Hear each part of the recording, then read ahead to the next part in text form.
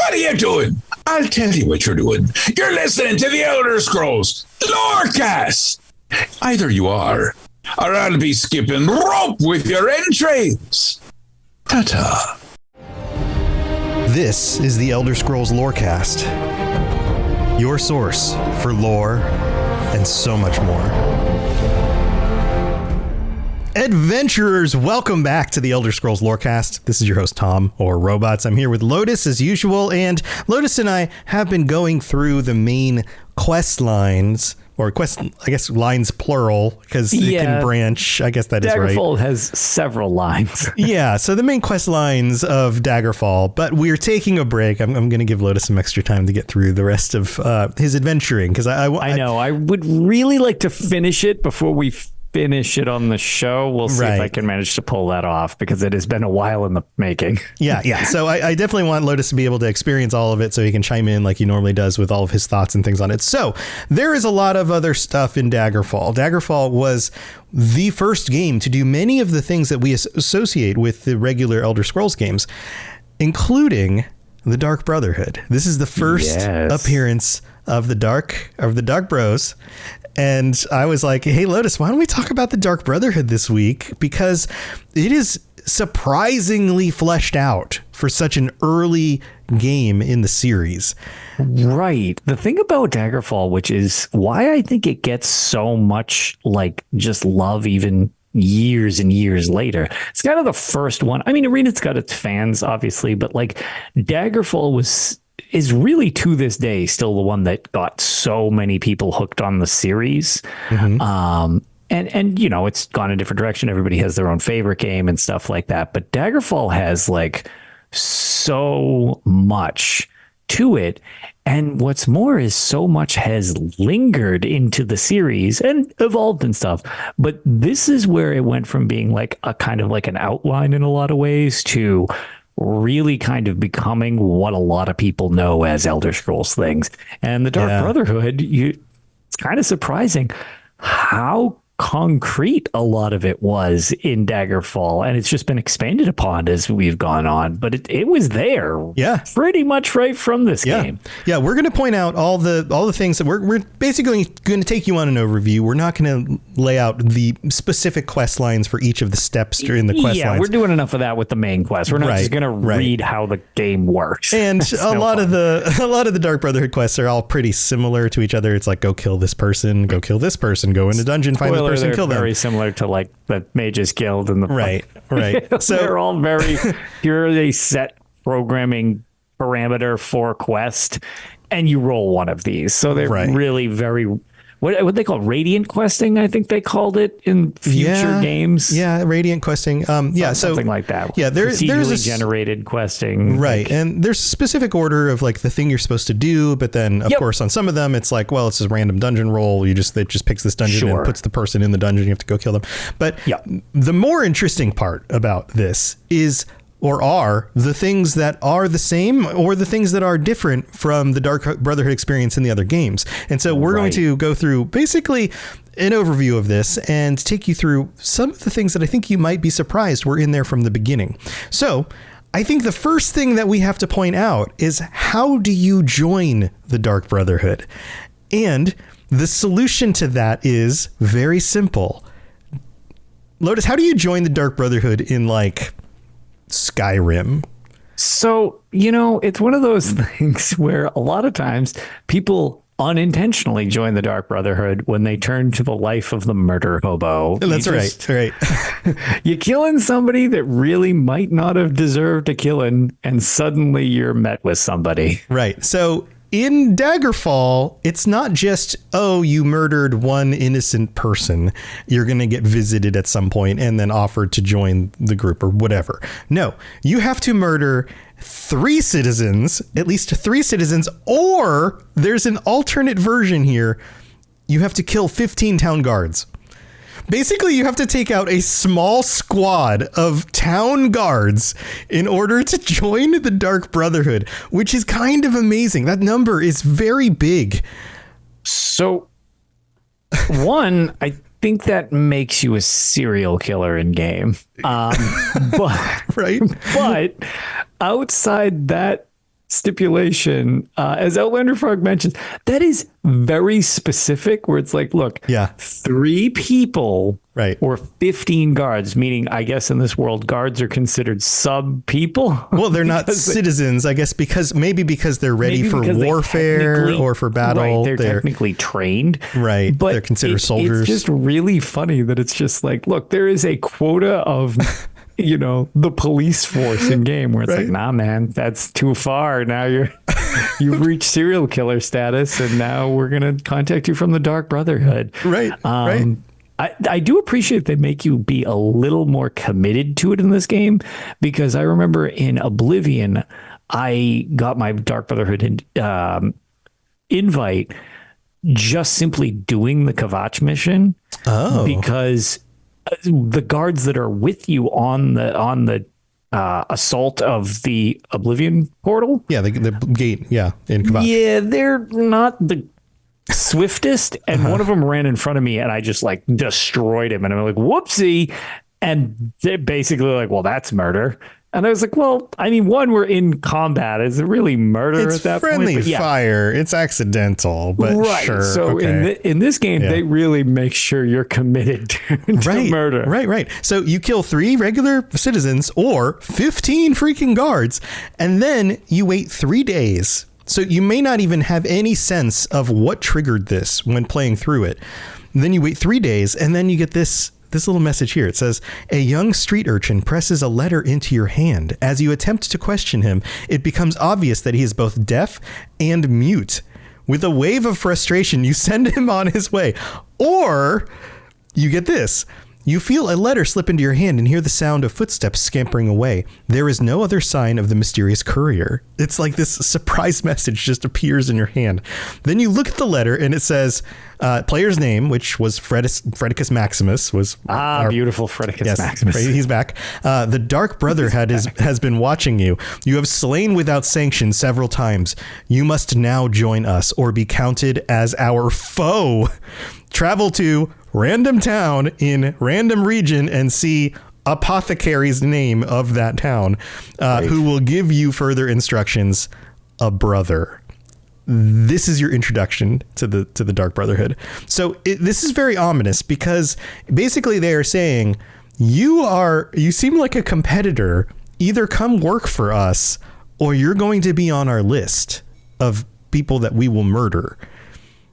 So yeah, pretty much. You either, at this point, once it's triggered, it becomes you are now with us or against us. There's no more ignoring us. Whereas if you just aren't murdering people, it's just like, they're just in the background type of deal. Yeah. And you can follow through with this and then join the Dark Brotherhood and then go on like the initial quest and agree to it and then come back and say you did it and actually have done it. And then they're going to be happy with you. And then you continue on the quest lines with the Dark Brotherhood. Or you can either completely ignore them or fail or go back and say, like, before you were done, hey, I'm back. And then they're like, wait, you didn't finish the quest. And then they get all pissed off at you. And then they send assassins after you. And this is like a regular thing where like there's a dice roll to see if certain assassins will show up after certain periods of time in order to try to hunt you down. So that is kind of funny, because that's something that's more or less like it could happen once, where you kind of have like the cleansing thing. Like sometimes there's situations where, they need to deal with people going AWOL or doing their own thing. And, there's all these stipulations that happen. But one of the things that's supposed to happen is if you're an upstanding member of the Dark Brotherhood, you're not supposed to like be murdering other Dark Brotherhood members. It's like one of the only rules they have. Now, granted, it's broken all the time because these people are all psychopathic monsters. Like, you make an entire guild designed out of psychopaths, and spoiler alert, they're going to go after each other too. But yeah, it's like, thank you. Yeah, the purification of the sanctuaries. It's like, that's like an edict to get rid of problems. Right. But for the most part, they're not supposed to be basically sending hits on each other. Well, get this. The first mission you go on is to kill a former member of the Dark Brotherhood who leaves the Dark Brotherhood. And and the quests that you go on after this are all sorts of like similar kinds of quests. Take out a freelancing assassin, execute a renegade mage on behalf of the Mages Guild because they weren't happy that the renegade mage left them. I mean, I'm not surprised. The Mages Guild in Daggerfall are a bunch of douchebags. They are not only incredibly mean, they're wicked rude. Yeah. You also have to execute a bard who composed a scandalous song about a local noble, and the nobles are pissed off about it. That's really funny. There's another one where you execute a member of the Mages Guild, not just somebody who left the Mages Guild. There's somebody who made a bad potion, gave people betroths. Right. There's another quest where you have to execute a knight who refused to protect a damsel. I guess that damsel was pretty pissed off. There's a number of these, but then there are some other ones where it's like, oh, go discover this thing or go perform a little minor side quest kind of thing. But they're not all just murder people, but most of them are. There are some other options other than just kill. Right. Even kill a high-ranking member of the Thieves Guild, right? Because we've got the Dark Brotherhood and the Thieves Guild, two of people's favorites. And there's some crossover here between these different guilds. And the final one is called the Veteran. And in this one, you have to execute a veteran of the War of Bettany. And this is kind of the top ranking quest. And in order to get through the different ranks, you have to level up in the guild. In order to level up in the guild, there are some very specific requirements. You remember the reputation system we talked about in the main quest line? Yep. Well, that works with this stuff too. As you do different kinds of quests, you get different reputation, and then that plays into it. But with the Dark Brotherhood, because it's a guild, there are associated guild skills.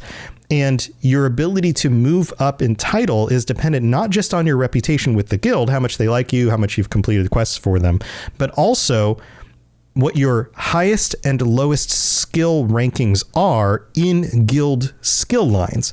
So you have to work at least 2 different skills that assassins in the Brotherhood would have and get them to high enough levels for you to be able to hit a rank. So an example of this is to go from apprentice to journeyman.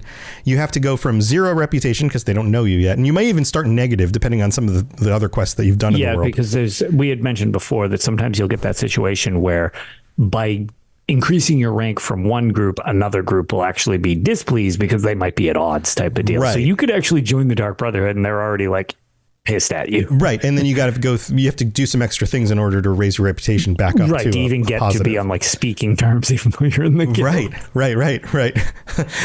So then you have to have a high skill and a low skill minimum amount. So your highest guild skill has to be at least 23, and your lowest guild skill has to at least be 5. So it's not super hard to do. But the skills are, and I'll go through the list here: archery, which makes sense, being able to shoot somebody from a distance; backstabbing, which was a skill in Daggerfall. You got bonuses to attacking people in the back. Yeah, you get free crits, I believe it is. It's like triple damage. 2.5 damage or triple damage, something like that. I get it sometimes just by sneaking around and poking things, just because it's a nightmare world. Right. And it kind of just speeds up some of the fights. And yeah, it does a decent chunk of damage usually. Right. So backstabbing, archery, backstabbing, climbing, critical strike, Daedric is just a skill line. Daedric. Yeah, I believe it's if I remember correctly, that's one of the languages. So like being able to speak Daedric must help. Speaking Daedric. It's because there's several different languages, and I'm pretty sure Daedric is one of the languages you can learn. Okay. Destruction magic. The use of the short blade, which makes sense for daggers, stabby things. Stealth and streetwise. Streetwise was a skill in Daggerfall. Yeah, streetwise was a skill. Yeah, climbing. I stand by the fact that they need to bring back in the series. Yeah, I think it would be cool. More climbing. Can you imagine like a Breath of the Wild kind of thing where you can kind of climb on anything, but you just have to get good enough to do it? Yeah, I was going to say, you just have terrible stamina to start with and fall off a lot. And then by the end, you can just Skyrim up the wall and stuff like that. Skyrim horse up a wall. Yeah, Skyrim horse up the wall. If your skill level gets high enough, they just program it into the game as a feature. Yeah. So in order to level up, you have to improve your reputation, but then at least pick 2 of these skills, which you can actually learn from people in the guild. There are trainers. That was a feature of Daggerfall, and you get your at least highest and then lowest of these two skills above the minimum amounts, and then you're able to level up. Basically, you go from ranks, and let's go through the ranks. So you start at apprentice, then you have journeyman, operator, slayer, executioner. They get real good, and that's only the fourth one out of 9. Punisher, terminator, assassin, dark brother, and then master assassin is at the top. And at master assassin, you have to have a reputation of 90, and your highest skill has to be 87, and your lowest skill has to be 37.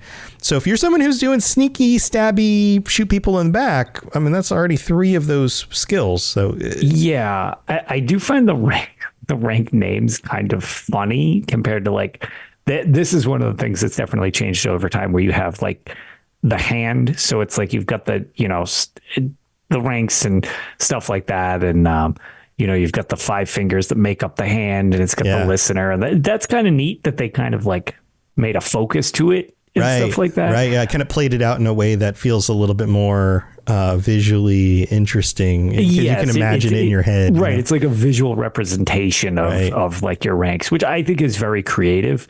I'm a big fan of that.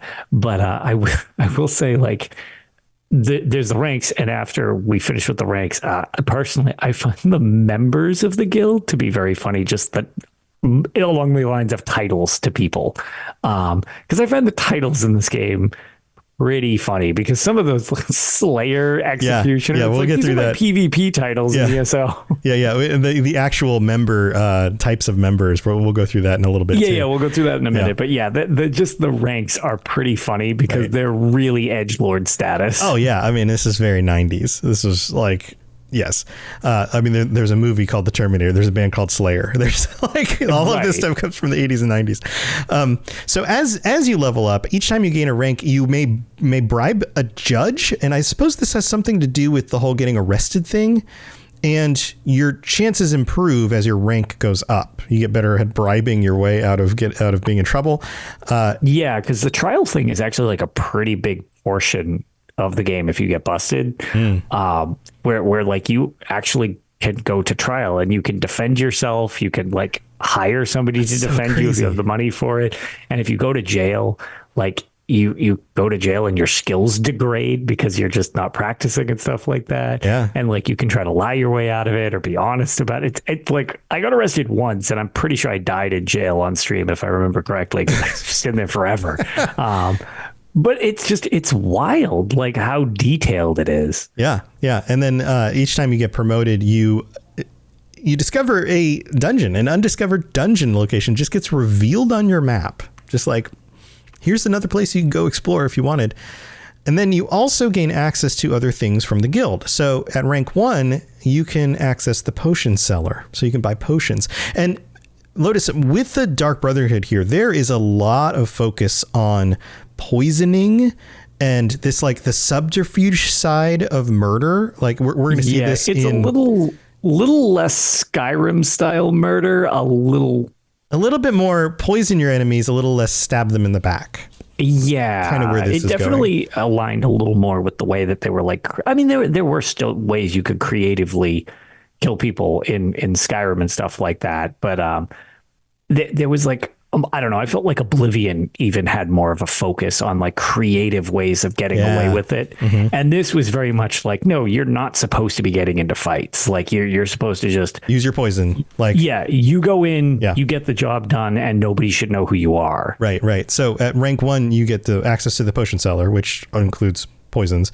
Rank 3, you have access to the potion maker. This was a whole feature that they included in Daggerfall, the ability to create your own potions.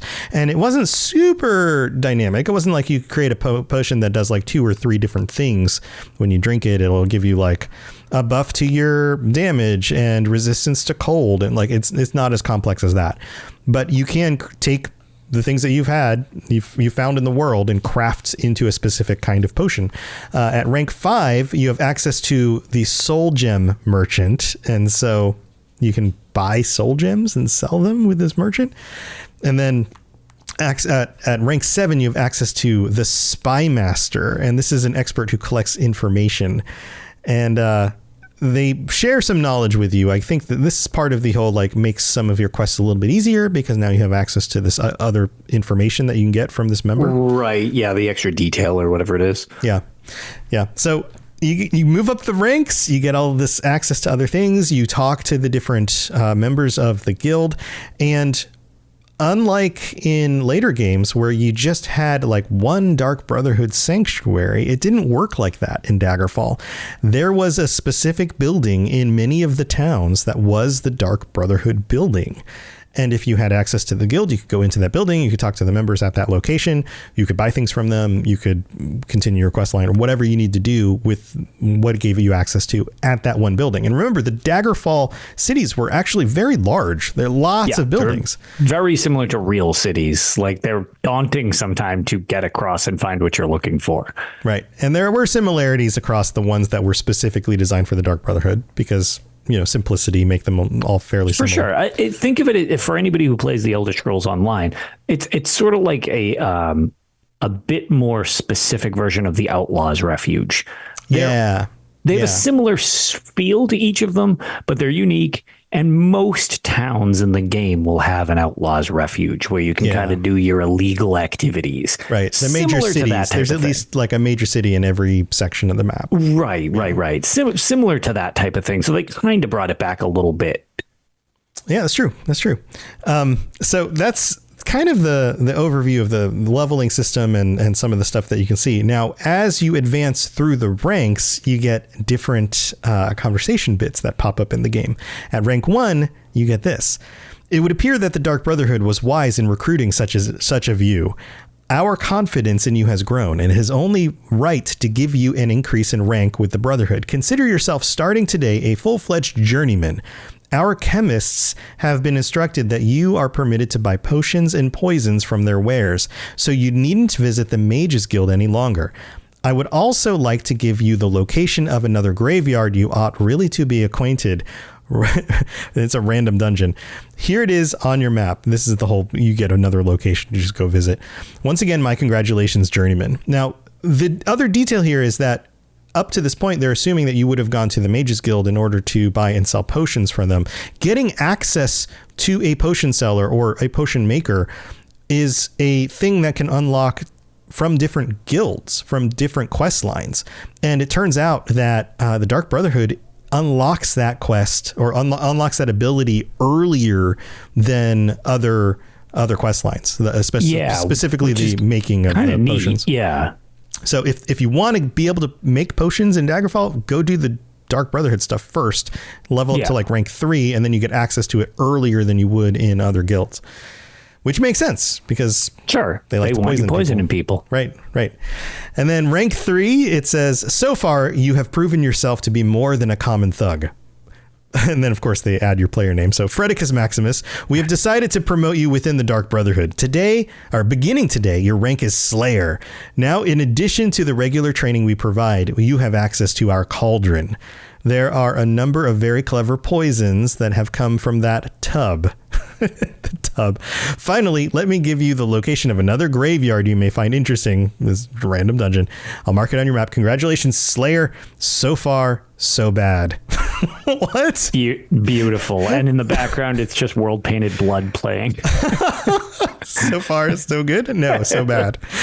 At rank 5, you get this. It says, I think it's about time you received an increase in rank to match your value to the Dark Brotherhood. Others agree with me. So you may now assume the illustrious mantle of Punisher of the Dark Brotherhood. As a Punisher, you are permitted to deal in soul gems with our Soul Procurer. It's a nice method to add more profit to punishment. The souls of your victims can fetch a decent price among those who want a spirit to bind in enchantment rites. They're just totally pushing the whole, not only do we kill people, but sometimes we steal their souls and then sell them. We love being evil for the sake of being evil. Yeah. It goes on and says, of course, you can buy soul gems from your procurer as well as sell them. I also wanted to show you a new graveyard in the region, random dungeon. I think you'll find it very interesting indeed, Punisher. So yeah, you get access to the whole buying and selling of soul gems, and also just trapping them from your victims in order to make profit. I can't wait till we get to the eyeliner rank. The rank 7 is called My Chemical Romance. Weird. So at rank 7, you get this. They say your player name, Fredicus Maximus. You have a callous disregard for human life, a disgusting nonchalance about accepting gold for murder. We couldn't be more delighted with you. The Brotherhood has chosen to once again promote you in our ranks. You are now Assassin Fredicus Maximus. It is more than a title, though. It means you can now speak to our spy master, the character who keeps us informed about the newest, most important happenings in the Iliac Bay region. I can give you a little rumor myself. There's a cemetery called Random Dungeon with the most delightful treasures and surprises. I know you'll love it. Here, I'll mark it on your map, Fredicus Maximus, or should I say Assassin Fredicus Maximus? Yes, you should. I expect to only be referred to as Assassin Fredicus Maximus. Right. I've been assassinating everybody, and I finally get the title of Assassin. Cool. The other thing that's weird about this is when you do individual quests, we're used to games that are like, okay, go do this quest, go to this dungeon, go to this castle, wherever, kill this dude, come back, prove it, and we'll give you gold, maybe a fancy weapon, something. You get paid right there. Here's what you get. Most of these quests, you only get the items that were in the dungeon. There's no, you get back the benefit for completing the quests is the guild is happy with you. The adventure you just went on, yeah. Right. The guild is happy with you. Your status improves a little bit, but it's mostly just, you can keep the stuff that you got or had to you can keep all the stuff you worked for. By the way, we will ignore you less. I'm not even say we like you more. We'll just snub you less. Yeah. We'll be a little less snooty about you. So that's kind of the rough outline of how this works. But when you go visit these locations, there's a bunch of different members with some really cool names. And we're going to get to that after we thank our patrons. So don't go anywhere. We'll be right back. This is Miss Morak, Dragonborn, and you are educating yourself to the Elder Scrolls Lorecast. Kirstine says, your reward was the journey and committing murder. Your reward were the friends that you killed along the way. Yes, exactly. The trail of bodies you used to get back here. Right. So thank you to all our patrons who help us out, all 110 of you currently. And welcome aboard to our newest patrons, Fall, and it's Peter with an IE in it. Pieter? Maybe I'm pronouncing that wrong. Welcome to the Patreon. I'm so glad that you are here. Also, we have to shout out our Daedric Princes, and this list keeps on growing because both Fall and Pieter are Daedric Princes, along with Kirasi, Just a Little Bit of Chaos, Hirsine, who's in chat with us right now, and Blinding Vision. Thank you to all of you for supporting us at that level. That is amazing. Thanks, everybody. Yeah. And then if you are interested in getting cool stuff, in helping us out, in pitching in a little bit to keep the show going, if you want to say thanks for helping you get through your workday or your commute or any of that stuff, head over to patreon.com/Elder Scrolls Lorecast and check out all the different tiers. Ad-free episodes. If you're binging through a bunch, it's an easy way to catch up quicker. You can also get stickers and t-shirts and join us on our Patreon chats, all sorts of fun stuff over there. So go check that out. Also, if you'd like to help us out in other ways, you can leave a 5-star review on Apple Podcasts. We don't have any new ones this week, but the next time we get one, we will read it out on the show. And you can also share it with your friends. You can rate the show on Spotify. There's lots of other ways that you can help us out. We couldn't do it without you. So thanks for being here. All right, let's move on with the rest of the Dark Brotherhood from Daggerfall. Here we go. You're listening to the Elder Scrolls Lorecast, dear child of cities. That is why the Night Mother loves you. All right, man, that was that one. That was in Dark Brotherhood.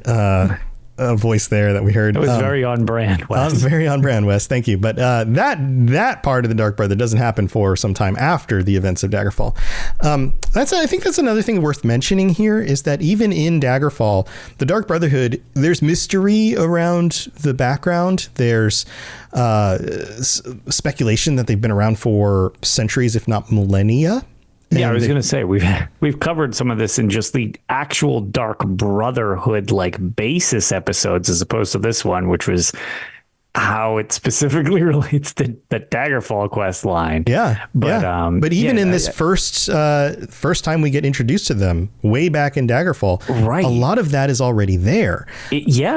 So they're a mysterious group. They are basically unlawfully doing what they're doing. People kind of shun it, but they can't stop them from doing what they've been doing because they're very good at what they do. And they've been around for a really long time. On top of that, some other things that are still there include the pseudo worship of the Night Mother. I guess you could say respect. Yeah, the reverence of the Night Mother exists already in this quest line. She's brought up. And also it's pretty well understood, at least in this game, that they're a pseudo religious group and they are associated with Mephala specifically. And I don't feel like in the later games that's as prominent. I was about to say that's kind of become much less prominent. The focus definitely aims more toward, like, if it's not them talking about the Night Mother, it's them talking about Sithis, right, as opposed to Mephala. But I think we speculated when we talked about the Dark Brotherhood, and this is going way back, that Mephala may be involved and that there is a connection between Mephala and Sithis. And like there's something weird going on there that hasn't really been illuminated to us as players. But there is kind of that like baggage of this reference. And actually, to Outlander Frog's point, which I'm glad they mentioned that, because it was something I was like, am I remembering this wrong? Mephala is tied more into the Morag Tong, which is the much more sanctioned Assassins Guild. So it's almost like this is where that split kind of like formed a little bit. Yeah, if I recall, when we talked about the Morag Tong, I think you or I even speculated that when the Morag Tong was removed, that she redoubled her interest in the Dark Brotherhood or something like that. Right, and and that's just it. It's a little nebulous with all that. Right. And the focus in the later games definitely became more of Sithis as the focus, or like, oh yeah, it's the Night Mother, and then it's like, okay, for our deities, theoretically, they always refer to, sending souls to the void for Sithis and stuff like that. So. Right. So it continued to be more fleshed out as the games went on, which everything does. But what's really cool is how much of this stuff was already there. This group of these like shady individuals who are sending you off on these missions to go murder people, and the Night Mother being somebody who was already being referenced all the way back in Daggerfall. Now, the members that you come across have different titles, and they have these different looks. Some of them are wearing like black robes. Some of them just look like regular people, but they just happen to be hanging out in the guild hall because they do a job and they work for the Dark Brotherhood. So we have, let's go through the list here. We have Dark Mixers. These are, and in this, they're all referred to as brothers. Brothers who offer potion making services within the Dark Brotherhood. They allow all members of Slayer rank or higher, which we talked about before, to make their own potions, provided they have the ingredients. So you didn't go to like a crafting table. You went to the Dark Mixer and you spoke to them, and then you were able to make your potions. And their services are free. So not a bad deal. Free's good. Yeah, free's good. And then we have Venom Masters. So the Dark Mixers have like black outfits. The Venom Masters kind of just look like regular, I don't know, nerds, medieval people walking around with nerds with their big long tunics and their red honestly, hats. It's kind of funny. The Venom Master actually looks almost like a courier more than anything else. He's got a little saddlebag on the side. He's got a little saddlebag. He's got his jaunty little outfit going on. Right. So these are the potion sellers in the Dark Brotherhood. They sell a random assortment of potions to all members of Journeyman rank or higher. Of course, you have to get to that rank. And the cost of these potions is influenced by your reputation with the Venom Masters. And this is another one of those weird things. Remember how, like, we talked about this on previous episodes, your reputation with like a specific group is like a thing, but then there might be like the people associated with that group, which is a sub reputation. Yeah. So all of that plays into this. And of course you can get a better deal if you, I guess, make the Venom Masters happy. somehow? Yeah, sure. That's fine. Sure. It sounds good. All right. I appreciate the complexity to Daggerfall, but sometimes it's so complex that it's just like, oh my God, some of these systems are just like systems almost for the sake of being systems. Yeah. They totally realize this later, that like the general attitude of the guild as a whole should just apply to all the guild members, period. Well, it doesn't need to be like individual, little too nuanced to every single person within the guild itself, and some people feel that the series has been too simplified. A lot of people, you constantly hear that it's like, oh, I'd like them to bring back, and I totally get that. And there's some stuff I'd like to see them kind of bring back, but it's like, I even like the reputation idea, but it's like, I don't need individual reputations amongst groups within a guild. It's like, this is just... It's a little too This is the type of thing fine. that makes me need to do a guild cleansing and decide all of these things are mine. Right. So also in this group, we have Dark Slayers. Lotus, how would you describe the Dark Slayers? What are they? It's just like... It literally, so for anybody who hasn't seen like my streams, or you can just look on the UESP for these, Mana Marco is just like the king edgelord, where it's just like this robe. You can't even see his face. It's just like dark, evil, like shadowed hood, no idea what's behind it. And then you have the Slayers who, similar hood, super demonic, like, oh, look how cool I look by hiding the shadows. Also, I'm turbo ripped. Right. Yeah. They don't have shirts on. They're shirtless. Jacked. And they've got they're jacked. And then they've got like a big long cape and black pants, a black cape, black shoes. Everything's black except for like the frills around the edge of the hood and the robe, which are like a yellowy gold color. And then what appears to be maybe a chain that hangs down in front. I suppose it's a chain and not like a piece of fabric. So that was the thing, is I can't quite tell if it's a chain or if it's like one of those things, like if you ever see like it's like a drape, the way a priest has like a shawl. Yeah, exactly. Right. And it's got like the holy symbol like down the front on like the front shawl. It could be that. All the way down to the knees. Like it's a little weird. It's a little hard to tell because it is like pixelated graphics and the model looks pretty neat, but like total edgelord. Not entirely sure what that's supposed to represent in that situation. Right. So these are the Dark Slayers, and they offer contracts, which are the quests, to guild members. Usually the contracts they provide will not have any particular reward attached, right? You just have to get your treasure out of the dungeon, which we talked about before. Yeah. So I want to just jump down instead of going right to the next one because it just connects to this one. I don't know if did you see the Dark Trainers? Yeah, it's the same model, right? It's literally the same model. Right? The Dark Trainer. Let's jump to the Dark Trainer. They basically give you the trading services, and the training costs are independent of your character level. So it's basically like 100 gold per level to be trained. That's basically it. I'm sorry, it's not independent. It's dependent on. Right. So the higher you level up, the more it costs you by 100 gold every time you level up higher. Right. To train in a skill, and of course they give you the ability to train in any of the guild skills, along with a few extra like running and swimming and dodging. I think those are the three that are not on both lists. Yeah. So you could train in those skills if you wanted to, but it's not going to help with your guild ranking.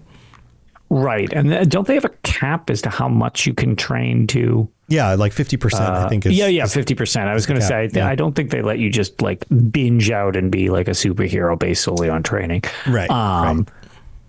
But yeah, so I just thought it was funny that model's just straight up the exact same model. And I appreciate the photos used. Shout out to the people who chose the two photos on USP, because it's the same thing, but slightly in a different position. So you can tell it's not the same picture. It's not the same photo. Yeah, it's definitely a different person. But yeah. So we got two more. And the next one is called the Dark Binder. These are the people that sell the soul gems. This looks like a spooky old lady walking with a cane with like a robe or a shawl or something around her. And she's kind of like I don't know, kind of bent over looking, kind of witch-like without a witch hat. And basically, these are the ones you go to when you want to buy and sell soul gems. So if you want to put somebody's spirit into eternal slavery, this is how you do it. Or buy a Trapper Keeper. Yeah, and occasionally you may put Trapper Keeper. Is that binders? Is that where you store your souls? Yep. Occasionally you may store my soul gems. So occasionally you may be lucky enough to find filled soul gems available for purchase, which is part of what she does. But it's kind of the randomness of the game, right? Like sometimes they're just not there. So too bad. Yeah, because their inventory. I don't know if there's offhand if there's a system to the way they roll, but it's like. The set inventory like kind of rolls weird because I remember a lot of times when I was trying to buy supplies, it's like, I missed the thing I wanted and now it's not there type of deal. So right. I assume it's very similar. I've never bought soul gems in Daggerfall as of yet, but yeah. So remember we talked about once you hit assassin level, you hit like max level, you get access to the spy masters. These are called dark plotters. They are the spy masters. This is them. And they basically provide information and rumors. They're another character you can talk to and you can get some more details because that's kind of how Daggerfall works, right? You walk into a town, you start asking people questions and they're like, yeah, I think maybe over there somewhere. And then you go over there and you look.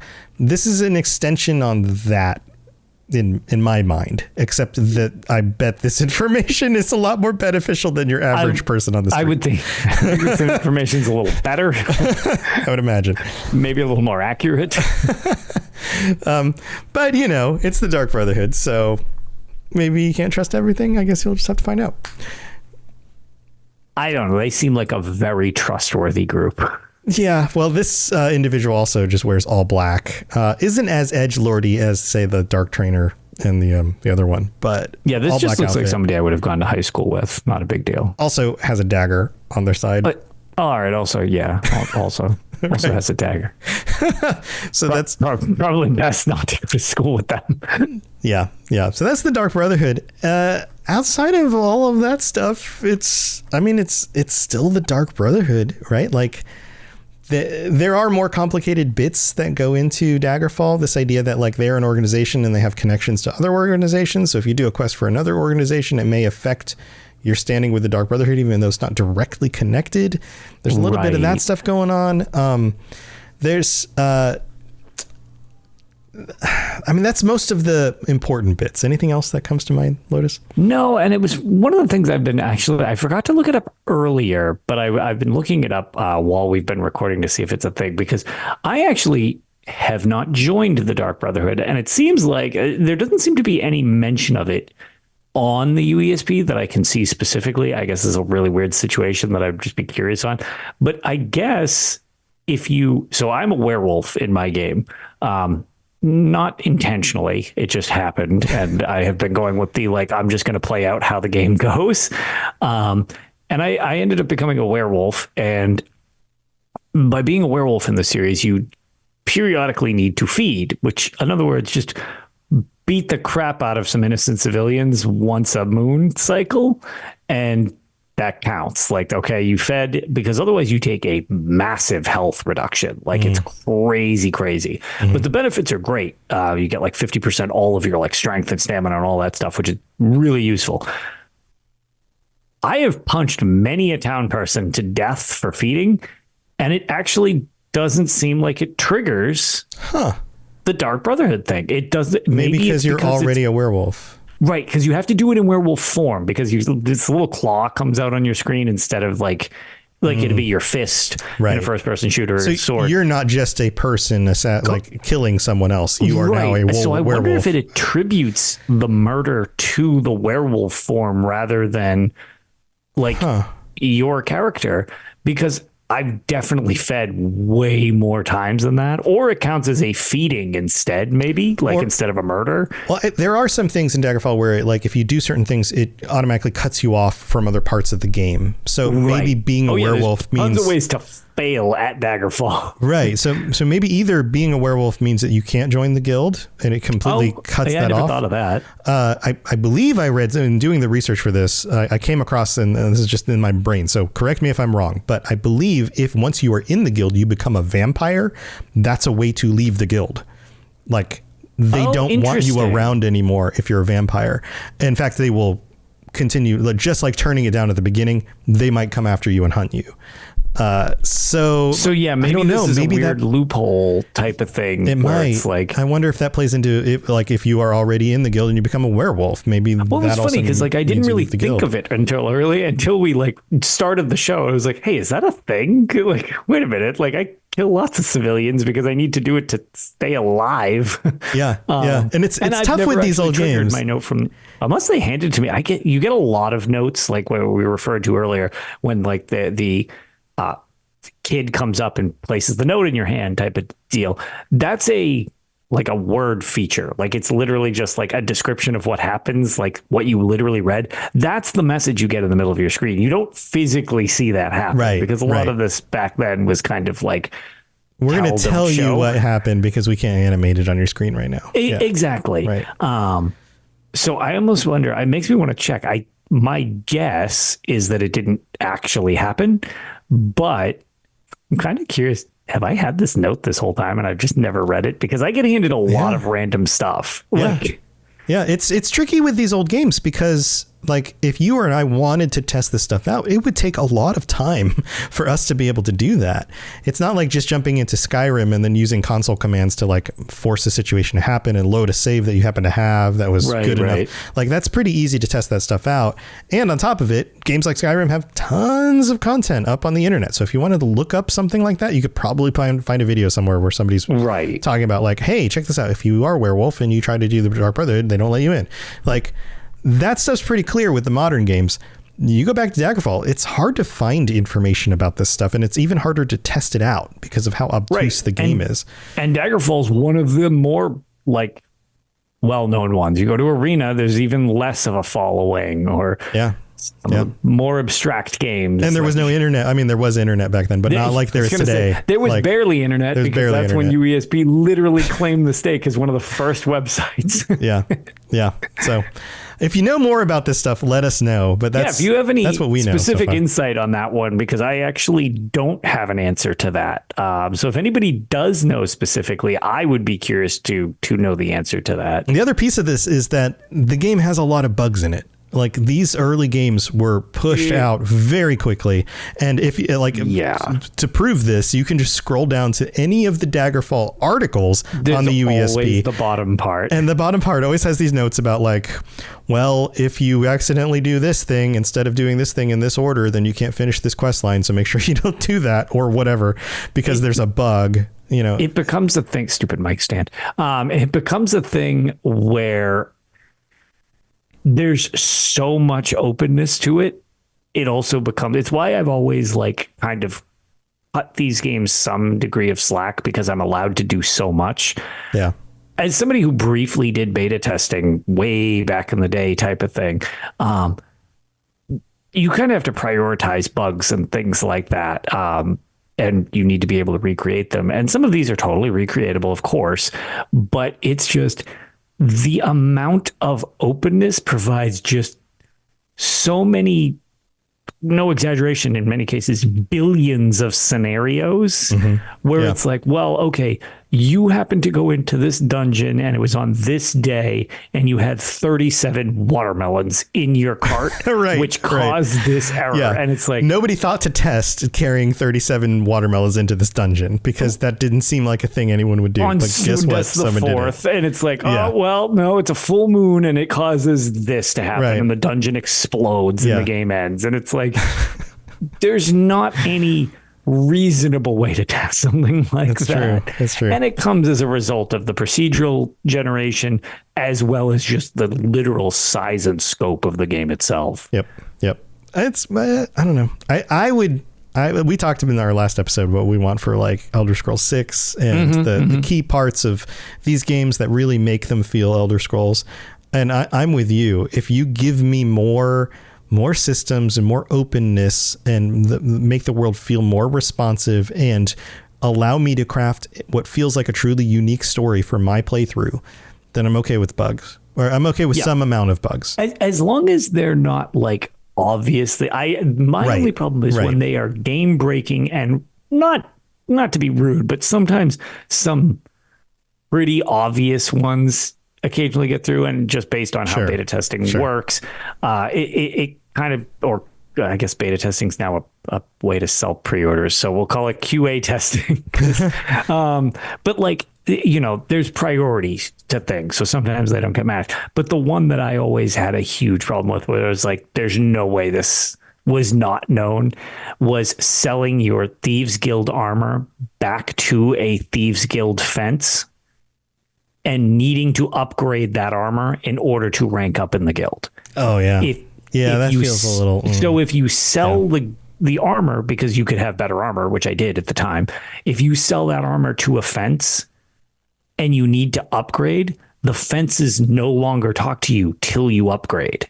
Right, so you're just stuck. It creates literally can't buy your armor back, so you get in a loop of just you can't progress. This storyline is dead. And I'm like, what a stupid way of having that, because it totally happened to me and I was furious. And I'm like, okay, that's not that out of the realm of possibility. Like, there's no way I can be the only one that thought of that. And back in the day with Skyrim, you looked at the forums, because like GameFAQs was like the forums, and it was everybody, like so many people had done that. And I'm like, this one had to have been known. Like, there's no way. Right. Somebody tested this one. Come on. Right. But it didn't make the priority list, probably, of like, okay, if you go into this shop at noon, a mammoth spawns and crushes everybody. Right. Like, okay, well, that one's still higher priority. Right. Or like, 10% of the people couldn't get out of Helgen at the beginning because of some loop that kept the door from opening or something. Kicked. Yeah. Exactly. Like, so that's clearly a more important one to fix. But game design is tough. It's complicated. If you ever really want a glimpse of how to do game design, try writing a choose your own adventure story. Yes. Try just write a choose your own adventure story. And make you get work. and give yourself, like, for every page, when you get to the bottom of the page, give somebody a decision, like do this or do that, and you'll quickly find how exponential that becomes in the number of extra pages you have to create over and over and over and over again. And then working that into a game scenario is even more complex. So it's kind of amazing that we do have what we have here. But it all goes back. It all goes back to Daggerfall, and at least in the Dark Brotherhood sense, to this guild right here. So there you go. That's where we're at. Yeah. This is the original formation of it to something that's one of the biggest staples in the series nowadays. Yeah. Yeah. It's cool. It's cool. Well, thanks for being here, everybody. Thank you for joining us for the live stream. And Lotus, do you have anything else you want to share before we head out? We're probably going to be recording an episode of the UESP's Tales of Tamriel this weekend to discuss all the Gold Road that's launched on PC. I'm still patiently waiting for it on console. And it was funny. I actually remember this time, but the Lord of the Random Page is in chat with us like usual here, scenes. So the only other thing that I would actually say other than that, if you want to check out all of that stuff, is should we kick off our random page before we have our outro? We can do that. All right, you ready for this one? I am. I love how everybody in chat now is so excited for the random page. This was a great idea, page. Tom. Yeah, this is fun. All right, so Random Page gave us this is from Elder Scrolls Online. This is a book. It is called Wanted, Terver Sadri. This is just like a wanted poster. Is it one of the gold? Is it from ESO? Yeah, it's from ESO. It says wanted Terver Sadri, a wanted notice for a fugitive. Terver Sadri is wanted for the murder of Master Salos of House Salos. He is considered an armed menace. Terver Sadri was last seen in eastern Deshan. Any information onto the whereabouts of Terver Sadri should be given to Nervina Salos. There you go. And you can find it in Mournhold or other places in Mournhold. It's just two different. I was going to say, I'm pretty sure if you go to like the crafting area by the Way Shrine, I'm pretty sure that's what do you call it? It's on like the board. And yes, I was going to say Terver is from Darkshade Caverns 1. Excellent pull, Outlander Frog. Wow. It's actually, it's pretty cool. Honestly, that is perfect for the Dark Brotherhood episode. It was like it was meant to be. The random gods knew. Kill him. They knew the random gods. They knew it. Mephala. We'll just have to thank Mephala and the Night Mother. But anyway, sorry. This came up while we were doing our little outro thing. But anything else you want to share? No, that was it. I was going to say we're hoping to record this weekend. Very excited for Gold Road myself on console. I have a little delay. And I've played the trial already at Amsterdam, so that I'm not too concerned about being spoiled at. So other than that, I've just been jumping into people's streams to check out the zone, avoiding the story because I want to do it myself. But it is really pretty. Yeah, I've played a few hours of it so far. I did I did the preliminary quest. I did the first few steps of the main quest. I won't spoil anything. There's this whole script thing that allows you to do the whole, magic crafting thing that's in the game. Scribing system I'm very excited to get my hands on. Yeah, so that's a whole series of quests, and the lore in it is actually pretty cool. It takes you lots of different places. It's a little grindy, but it's not bad. It's entertaining. The characters are interesting. It adds interesting depth to the lore, and this is something that we're going to have to address once you and I have a chance to play through this, and we've given people, we usually give people a few months, usually by the end of the year, like November, December, we'll kind of come around to talk about the most recent expansion. But there are some significant updates to how we may want to perceive the lore, and even some theories around things like the tower themes, like the theories. And interesting. They're introducing a Daedric prince who was supposedly removed from reality back into reality. She's the Prince of Paths, and that has to do with the way reality works.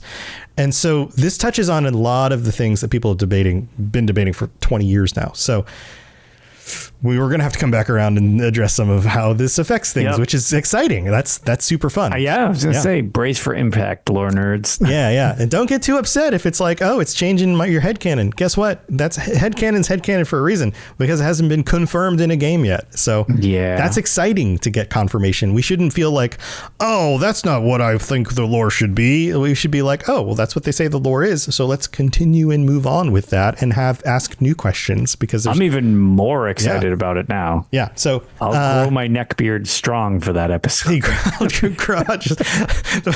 I'll shave by my December, beard. This part's all going to be clean shaven. We're just going to be beards from the neck down, just right here.